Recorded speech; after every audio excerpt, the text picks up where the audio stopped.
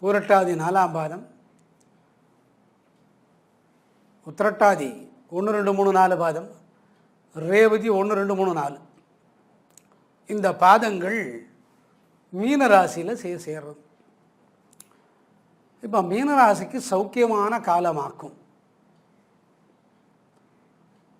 எல்லா பிரச்சனைகள் தீர்ந்த காலம்.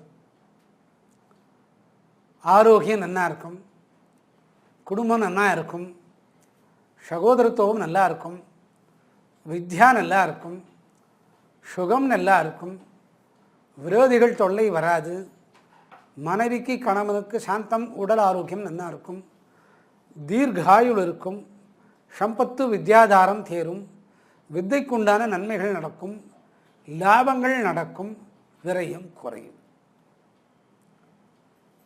இருந்தாலும் இவங்களுக்கு 2017 ஜனவரிக்கு அப்புறம் ஒரு 3 ஆண்டு காலங்கள் கவனமாக இருக்கணும்.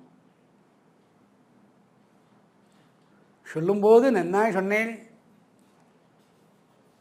தடுமன்னு 3 ஆண்டு காலம் நல்லா இருக்காதுன்னு சொல்கிறேன். இப்போ ஜனவரி வரைக்கும் நமக்கு இடைப்பட்ட காலம் இருக்குது. May, June, July, August, September, October, November, December, இப்போ ஏப்ரலோடு சேர்த்தா 9 மாதங்கள், ஜனவரி சேர்த்துண்டா 10 மாதம். அந்த 3 வருஷத்து பிரச்சனை வர வேண்டான்னா பிரதி சனிக்கிழமை எள்ளை வச்சு மூட்டை கட்டி 9 அகல் வைக்கணும். எள்ளை கட்டி எள்ளு மூட்டை வச்சு நெல்லில் நினச்சி சின்ன சின்ன மூட்டை கட்டினா போதும். 1 கிலோ மூட்டை கட்டப்படாது. சின்ன மூட்டையாக கட்டி சின்ன அகலில் வச்சா போதும். 9 அகல் வச்சு 9 சிறு சிறு மூட்டை கட்டி நெல்லெண்ணெயில் நினச்சி அந்த தீபத்தை ஏற்றி சனீஸ்வரனுக்கு காட்டிட்டு அங்கே இருக்கிற அர்ச்சகரை சிவனா நினச்சொண்டு இந்த ஆரத்தி காட்டிட்டும் 9 ரவுண்டு வலதா 9 ரவுண்டு வலதா வந்துட்டோ பிரகாரம் 4 அல்லது 1 முறை பிரகாரம் சுற்றி வந்துட்டோ விநாயகரை பார்த்துட்டோ அதுக்கப்புறம் முருகன், வள்ளி தெய்வானை அல்லது பாலமுருகனை பார்த்துட்டோ கொடிமரத்தாண்ட வடக்க பார்த்து நமஸ்காரம் பண்ணிண்டா இந்த பிரச்சனைகள் 3 வருஷத்துக்கு ஒன்றும் பண்ணாது. இது என்ன மாதிரி பிரச்சனைன்னு கேட்டால், ஒரு காலத்திலே சிவனுக்கு பித்து பிடிச்சுட்டான். ஏன் பித்து பிடிச்சதுன்னு கேட்டால், அவரை ஒரு நண்பர் தேடி வந்தார். அந்த நண்பர் கொஞ்சம் கடன் கொடுக்கணும் சிவன். அது வட்டியை முதலமாக கேட்டதுனால அவர் ஆள் மறைஞ்சுண்டார். உடனே அந்த கடன் கொடுத்தவர் கேட்டார் விநாயகரை பார்த்து, அப்பனே இந்த சிவன் ஒருத்தர் இருப்பாரே அவர் எங்கே? அவர் விநாயகர் சொன்னாராம், இந்த தாமரத்தனில் தான் ஒளிஞ்சுன்னு இருக்கான் அந்த ஆள். உடனே விநாயகர் மேலே நம்பிக்கை இல்லாமல், ஏன் எங்கிறத சொல்கிறேன், அந்த ஆள் பெரிய விஸ்தாரமானவன், பனிமனையில் இருக்கிறவன் அப்படின்னார். இல்லை எனக்கு கூட தெரியாது, அது எங்கள் அப்பன்னா திரிசூலத்தில் இங்கே வச்சுட்டு போயிருக்கிறான், உள்ளே தான் இருப்பான். அவர் உள்ள நோஞ்சார். அவரோட இவரோட பித்து பூச்சுடுத்து சிவனுக்கு. அங்கிருந்து தபதபன்னு ஓடினார். எதிரில் பார்வதி வந்தது. அந்த அம்மா என்ன நினச்சது, வீட்டுக்காரனா பதிலாக முனீஸ்வரம் வருதுன்னு அந்த அம்மா ஓடுத்து. இந்த மாதிரி தர்ம சங்கடங்கள் நீங்கும். அந்த 9 அகலை வச்சுட்டோ சுட்டகல் சிறு சிறு மூட்டையாக எள்ளை கட்டிண்டு நெல்லெண்ணில் தீபமேற்றி சனியை பார்த்தோ 1 சொயிட்டோ 2 சொயிட்டோ 3 சொயிட்டோ வலதால் சொயிட்டுட்டு நிற்கச்ச வடக்க பார்த்து நிற்கணும், இல்லை கிழக்க பார்த்து நிற்கணும். நின்றுட்டோ ஆரத்தி எடுத்துட்டு அந்த அர்ச்சகரை சிவனா நினச்சுண்டு ஓம் சிவபிரம்மாயே நமஹ, ஓம் சிவபிரம்மாயே நம, அந்த அக்ஷரங்கள்லாம் சத்த மாறும்.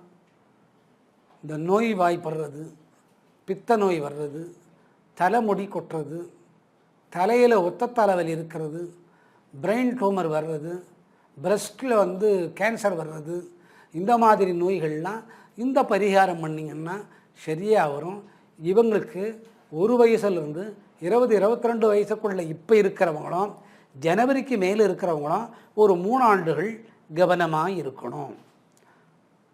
இவங்க புதன், சுக்கிரன், சனி இவர்களுக்கு அர்ச்சனை பண்ணால் போதும். ஒரே நாளில் போய் புதன்கிழமை போய் சுக்கிரன் சனி புதனுக்கு பண்ணலாம். அதே மாதிரி வெள்ளிக்கிழமை போய் சுக்கிரன் புதன் சனிக்கு பண்ணலாம். அதே மாதிரி சனிக்கிழமை போய் சனி சுக்கிரன் புதனுக்கு பண்ணலாம். ஒரே தேங்காயில் எல்லாருக்கும் பண்ணிடுறீர்கள். இந்த மாதிரி பண்ணிங்கன்னா அடுத்து வரக்கூடிய பிரச்சனைகள் நீங்கிறது. தொழிலில் வர்ற பிரச்சனை இப்போவே நீங்கள் ரெடி பண்ணிக்கிறீங்க, அதுக்கு நீங்கிறது. ஆரோக்கியத்தில் வர்ற பிரச்சனைகள் நீங்கிறது. கணவன் மனைக்கு வர்ற பிரச்சனை நீங்கிறது. வித்தையில் வர்ற கையெழுத்து கோளாறு தொழிலில் வர்றது நீங்கிறது. மேலே படித்து கண் தெரியாமல் போகிறது. இந்த கம்ப்யூட்டர் சம்மந்தப்பட்ட இதுகளை பார்த்து பார்த்து கழுத்து நரம்பு, காதுக்குள்ளே இருக்கக்கூடிய கேட்குற ஒலிநாடா அந்த எலும்புகள், நரம்புகள், மூக்குக்குள்ள நுகர்ற நரம்பு, பின் கழுத்துக்கு நடுவில் வர்ற நரம்புகள், இந்த நோய்கள்லாம் சீராகும். இது மருந்து சேரும். அதுக்கு எடுக்கிற டெஸ்ட்டில் என்னென்ன மாதிரி பாதிக்கப்பட்டிருக்கிறது, அதுக்கு என்ன மருந்து கொடுக்கணும், அந்த மருந்துகள் சேரும். அது இப்பத்திலிருந்தே அந்த சின்ன சின்ன பிரச்சனைகளை காட்டிட்டு வரும். அந்த சின்ன சின்ன பிரச்சனைகள் காட்டிட்டு வரும் போது நம்ம இந்த மாதிரி செஞ்சால் சீராகும். ஓம் சனீஸ்வராய நமः, ஓம் சனீஸ்வராய நமः, ஓம் சனீஸ்வராய நமः. இது 108 முறை சொல்லலாம். ஓம் சாந்தாய நமः, ஓம் சாந்தாய நமः, ஓம் சாந்தாய நமः 108 முறை. ஓம் சர்வபீஷ்ட பலப்பிரதாயே நமः. ஓம் சர்வ அந்த லைனை ஓம் சனீஸ்வராய நமः, சாந்தாய நமः, சர்வபீஷ்ட பலப்பிரதாயே நமः. இடது வலது கிழக்கு மேற்கு வடக்கு தெற்கு வடகிழக்கு தென்கிழக்கு தென்மேற்கு இதில் இருக்கக்கூடிய அசுத்தமான நிலைகள், அந்த காற்று நம்மளை விட்டு போகும். இதுகள்லாம் சீராக வரும். எந்த பிரச்சனையும் நமக்கு இருக்காது. நல்லதாக முடியும். புதன் சுக்கிரன் சனிக்கு அர்ச்சனை பண்ணணும்.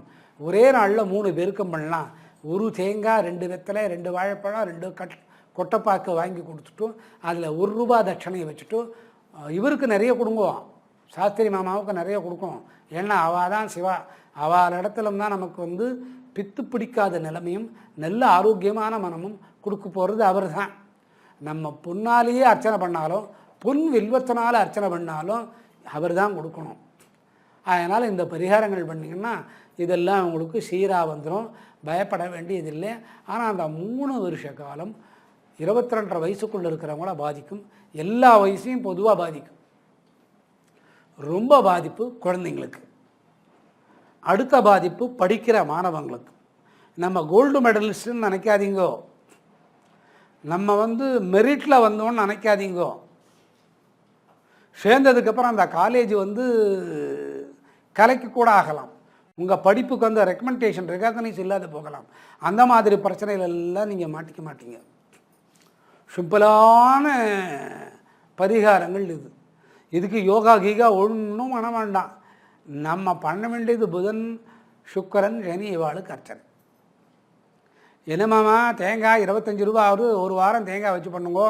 அடுத்த வாரத்துலேருந்து தேங்காய் வேண்டாம், வாழைப்பழம், வெத்தலை பாக்கு, கொட்டைப்பாக்கு வச்சு பண்ணுங்க. இதெல்லாம் பண்ணிட்டு வந்தீங்கன்னா உங்களுக்கு அது சாத்வீகமாக போகிறது. சாத்வீகமாக போகிறது. இவங்க ஆத்திக்கீரை சாப்பிடக்கூடாது.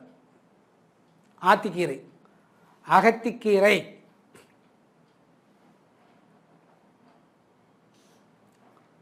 மாம்பழம்,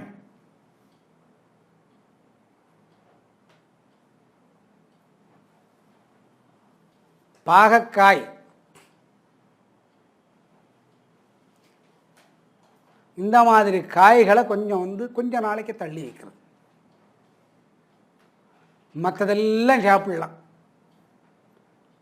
காய்கறியில் விட வேண்டியது. காய்கறியில் நான்வெஜ்ஜி சாப்பிடாமல் இருந்தால் நல்லது. சாப்பிட்டாலும் ஒன்றும் தப்பில்லை. இதெல்லாம் சிறு சிறு பரிகாரங்கள். அந்த 3 வருஷத்துக்கு இந்த மாதிரி சின்ன சின்னது சொன்னால் போதும். ஷஷ்டி அன்னைக்கு காலையில் எழுந்து, ஷஷ்டி அன்னைக்கு காலையில் உடம்பு நல்லா இருக்கிறவா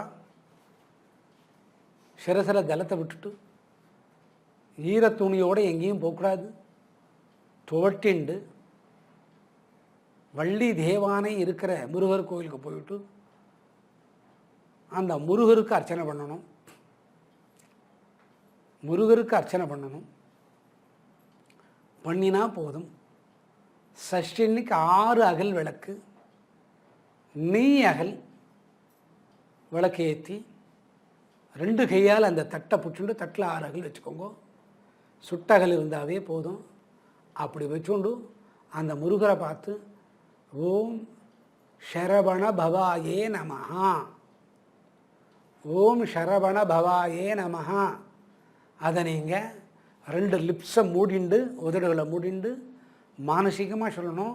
அந்த விளக்க வச்சுண்டு ஓம் சரவண பவாயே முருகா அப்படின்னு சொல்லப்படாது. அரோகரான்னு முக்கியமாக அந்த வார்த்தை சொல்லப்படாது. அந்த வார்த்தை சொல்லலாம், அதை மானசீகமாக சொல்லணும்.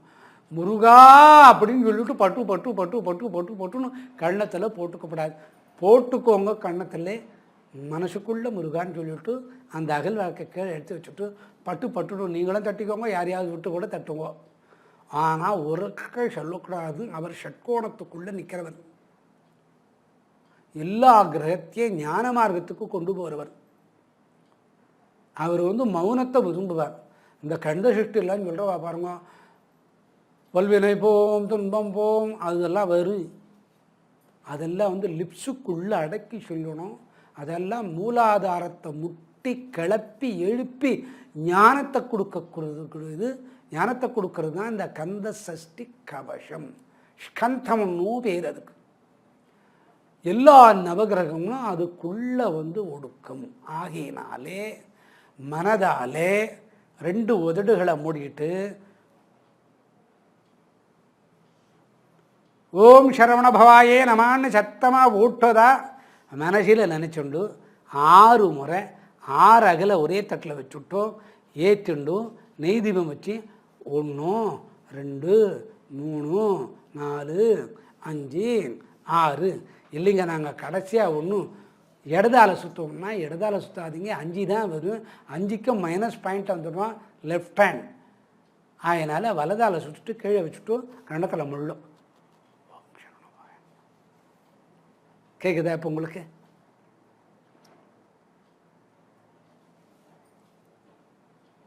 அவ்வளோதான். இந்த லிப்ஸே அசையக்கூடாது. அந்த மாதிரி விரதம் இருந்தால் இந்த ஜனவரி 2017க்கு அப்புறம் வரக்கூடிய பிரச்சனைகள் எல்லாமே சரியாயிடும். இதெல்லாம் சொல்கிறீங்களே, இதெல்லாம் உண்மைதானான்னு கேட்டால் பூமியில் யார் யாருக்கு கால் படுறதோ எல்லாருக்கும் பிரச்சனை. பூமிங்கிறது ஒரு கிரகமண்டலத்தோட ஆதாரம். அதனால தான் அவங்க பாடினது அச்சுதா அமரரே அப்படின்னு பாடினான். நவக்கோட்களில் அடங்காத மனிதர்கள் யாரும் இல்லை. அடங்காதவங்க பூமியிலே பாதம் படக்கூடாது. கந்தர்வ கண்ணிக்கு பாதம் படாது, தேவர்களுக்கு பாதம் படாது, ஏன் பேய் கூட தான் படாது. உண்மைதான், பேய் கூட படாது. செத்தா பேய் ஆகிடலாம். ஆனால் இறந்து போக நம்ம தயாராக இல்லை. நம்ம கால்கள் பூமியில் விழுறது.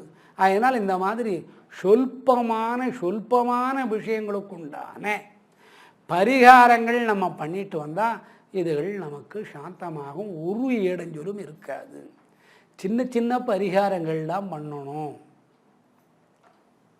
இவங்க என்ன பண்ணலான்னா ஸ்ரீ சக்கரத்தை வச்சு பூஜை பண்ணலாம், மேரை வச்சு பூஜை பண்ணலாம். ஏன் இந்த 2த்தை வச்சு பூஜை பண்ணலான்னா அவசர காலத்தில் கீழே வச்சுட்டு சக்தி அந்த சூலத்தை வச்சுட்டு போயிட்டார். அதனால் சிவனுக்கு இவ்வளவு பிரச்சனை. அதெல்லாம் இந்த ஸ்ரீ சக்கரத்துலேயும் மேருக்குள்ளே அடக்கும். ஆற்றலை வச்சு பண்ண முடியாதவங்க காளிகாம்பாள் கோயிலுக்கு போய் குங்குமத்தினால அர்ச்சனை பண்ணுங்கோ. காளிகாம்பாள் இன்னும் நல்லா விசேஷமாக பண்ணணும்னா நேராக 92வது கிலோமீட்டரில் இறங்குங்கோ. ஆதிபராசக்தி டெம்பிள் இருக்கும். 18லேருந்து 21 சித்தர்கள் அடக்கும். அது சித்தர் வாழ்கிற பூமி. இப்போ கூட ஒரு மகான் வாழ்ந்துட்டு இருக்கார். போயிட்டு அந்த அம்பாளை பார்த்துட்டு வாங்கோ. சித்தம் தெளிய மருந்து கிடைக்கும். அப்போ மீனராசிக்காருக்கு எந்த பிரச்சனையும் இல்லை. எது வந்தாலும் இந்த 3 வருஷத்துக்கு மேலே வரக்கூடிய விஷயங்கள் எல்லாம் சாதகமாகுது.